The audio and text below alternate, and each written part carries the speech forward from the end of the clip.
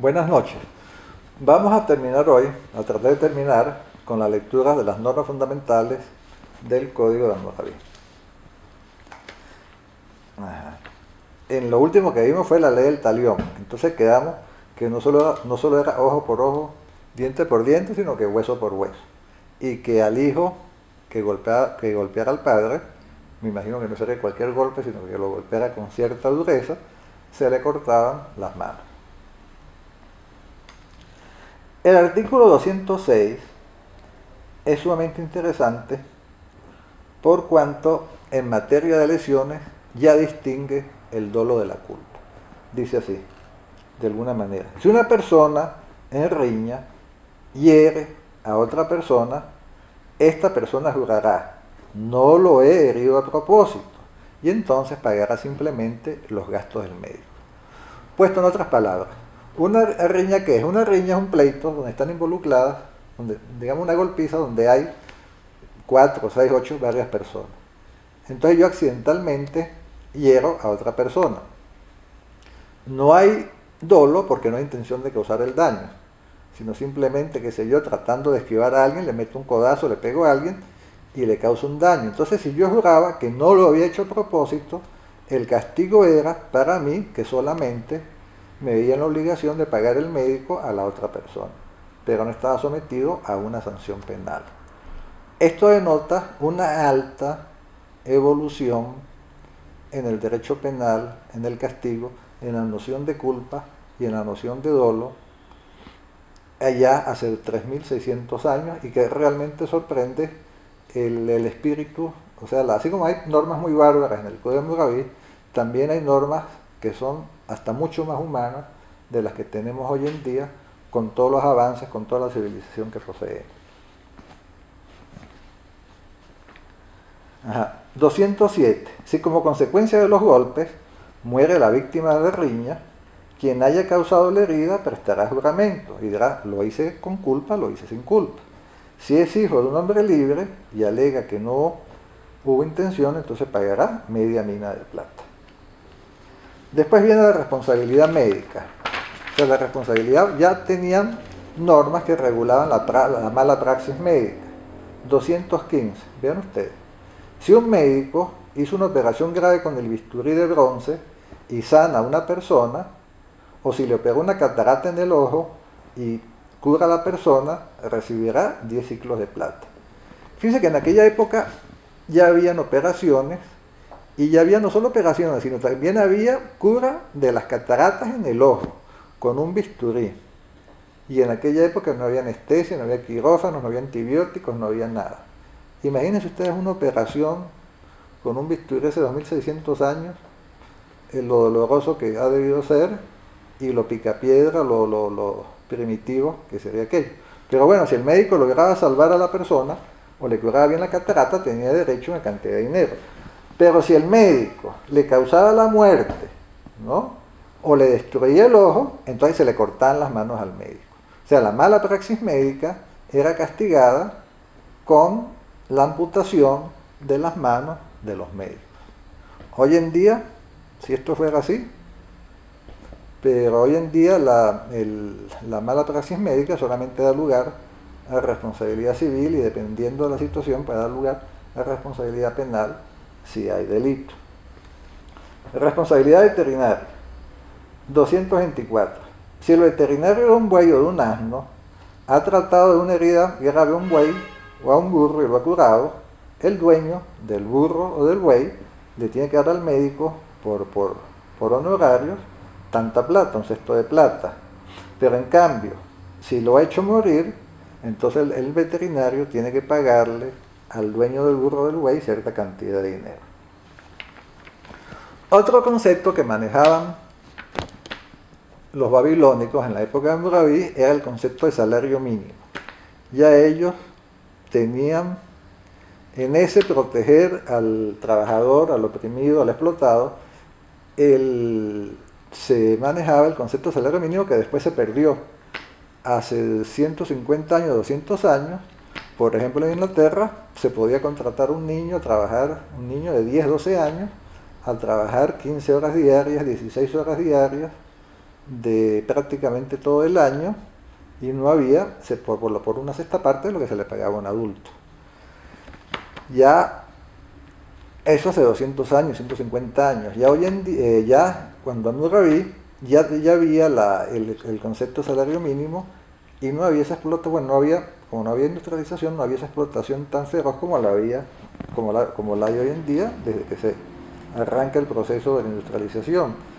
Entonces dice 228, si un arquitecto, aquí arquitecto es sinónimo de constructor, fabrica una casa y la termina, tendrá derecho, por concepto de honorarios, a tantos ciclos de plata por usar de superficie, o sea, tanto por metro cuadrado. Si un arquitecto hace una casa y la casa no es resistente y la casa se cae y mata al dueño de la casa, entonces se mata al arquitecto. Artículo 230. Si al caerse la casa mal hecha se muere el hijo del dueño de la casa, entonces hay que matar al hijo del dueño del arquitecto. Y si un arquitecto o un constructor hace una casa para otro y no hace bien las fundaciones y se cae una pared, este arquitecto tiene derecho, o sea, tiene la obligación de reparar el muro a su propia costa. Esto no es salario mínimo, esto es regulación de honorarios profesionales en el caso del arquitecto. Para el salario mínimo tiene las normas siguientes, 234. Si un botero calafateó un buque de 60 gur, tendrá derecho a 60 gur, un buque de 60 gur tendrá 2 ciclos de plata de salario. Calafatear un barco, ¿qué es calafatear un barco? Los que vivimos en la montaña no sabemos el concepto de calafatear un barco. Calafatear implica impermeabilizar las juntas de madera que van entre tablita y tablita de los barcos. En aquel momento todos los barcos eran de madera, entonces incluso hoy en día los peñeros, algunos bueno, ya son fibra de vidrio, pero todo barco que es con tiras de madera, entre tira y tira de madera se pone impermeabilizante y calafatear es el proceso de eso, impermeabilizar la parte que va entre tira y tira de madera que forma el casco del barco. 257. Si uno contrata un cosechador, este tendrá derecho a 8 gur de trigo por plata.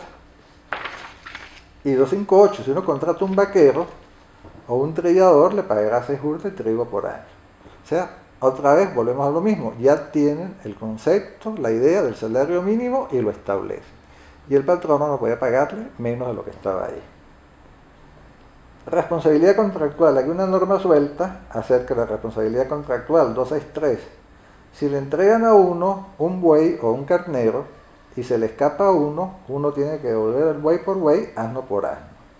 Esto es un principio de lógica, de noción de justicia. De justicia como reparación o restitución de un equilibrio que ha sido roto. También otro concepto que pareciera moderno y que viene de hace 3600 años es la regulación de precios. 271. Si uno toma en alquiler bueyes, carro y conductor dará por día 180 cuá de trigo. Se establece el mínimo que tiene derecho el arrendador a cobrar por el alquiler de un buey, de un carro y del chofer. 272. Si uno tomó en arrendo solamente un carro, pagará por día 40 cuá de trigo. Yo creo que estos no son mínimos, sino que son máximos que fijaba la ley. 273. Si uno ha arrendado un doméstico desde el comienzo del año al quinto mes, le dará 6 che de plata por día, desde el sexto mes al fin del año, le dará 5 che de plata por día. Aquí sí ya es mínimo y no es máximo. Y la última norma, así de interés en el Código Hammurabi, es la garantía por venta en el caso del esclavo. Dice, si uno compró un esclavo, sea hombre o mujer, y antes del mes de haberlo comprado, una enfermedad de parálisis lo ataca, uno tiene derecho a devolver el esclavo y la persona que le vendió el esclavo está en la obligación de devolverle a uno el dinero que pagó por el esclavo. O sea, hay una garantía, está el concepto de garantía por el bien vendido. Ya, pero el bien vendido de un esclavo, ya no es la noción de garantía de algo que se está vendiendo a fin de evitar los engaños. Bueno, entonces, estos son, desde un punto de vista, digamos, bastante empírico, algunas normas fundamentales del Código Hammurabi y que son sumamente interesantes y vale la pena leerse el código completo, con calmita, conversarlo con los amigos, con las amigas, con los compañeros, con las compañeras y darse cuenta cómo, lamentablemente, el espíritu de humanidad, el espíritu de solidaridad, en los últimos 3.600 años no es que haya avanzado mucho.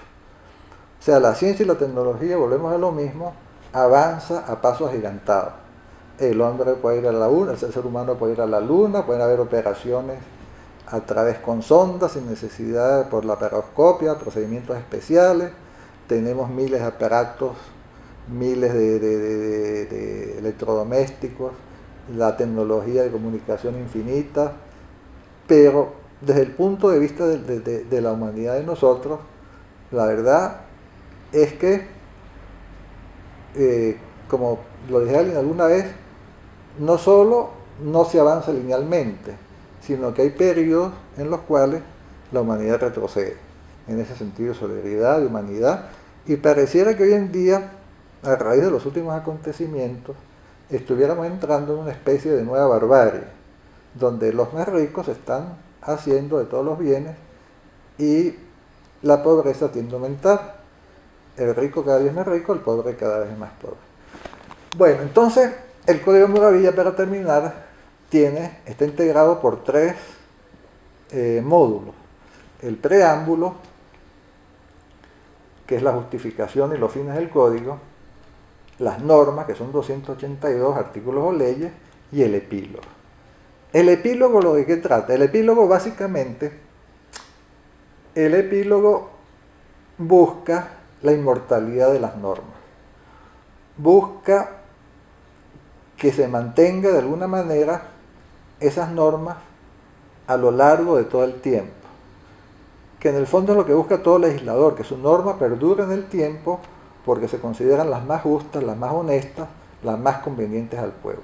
Entonces, el epílogo es una repetición de ese principio de querer estar, de que las normas se mantengan per secula seculorum, por cuanto se consideran que son sumamente justas, sumamente correctas. Vamos a ver si alcanzamos a leer una parte del epílogo, ¿no? Ajá. Dice, en el futuro, aquí ya les leo textualmente parte del epílogo, en el futuro, por siempre jamás, que todo rey de este país guarde las sentencias de justicia que he grabado en mi estela, que no modifique la ley que di al país, las decisiones que he formulado, que no se aleje de mi estela. O sea, Hammurabi quiso, al igual que un poco que Napoleón, crear un conjunto de normas que sirvieran para la eternidad. Sin embargo, la experiencia ha determinado que las circunstancias sociales cambian, y al cambiar las circunstancias sociales el derecho cambia, y si hay normas que son inmortales, ¿no? Por ejemplo, las normas que regulan el contrato de venta básicamente son inmortales, el concepto de venta es inmortal, es el mismo siempre, hay una tendencia hacia el cambio. Como dijo Ángel Osorio, el que escribió El alma de la toga, el derecho no es heraldo, sino escolta de la realidad. O sea, el derecho no va adelante de la realidad, sino que el derecho va persiguiendo a la realidad. Y hoy en día, de tanto avance tecnológico, industrial, de tanto descubrimiento científico, el derecho tiene que ir galopando firmemente detrás de los avances, detrás de los cambios, pero siempre va a ir atrás. La realidad siempre va adelante del derecho. Bueno, entonces con esta entrega terminamos todo lo referente al Código Hammurabi. Espero que les haya gustado y bueno, vamos a ver en qué oportunidad conversamos sobre otra cosa. Muchas gracias por haberme oído hasta el final y buenas noches.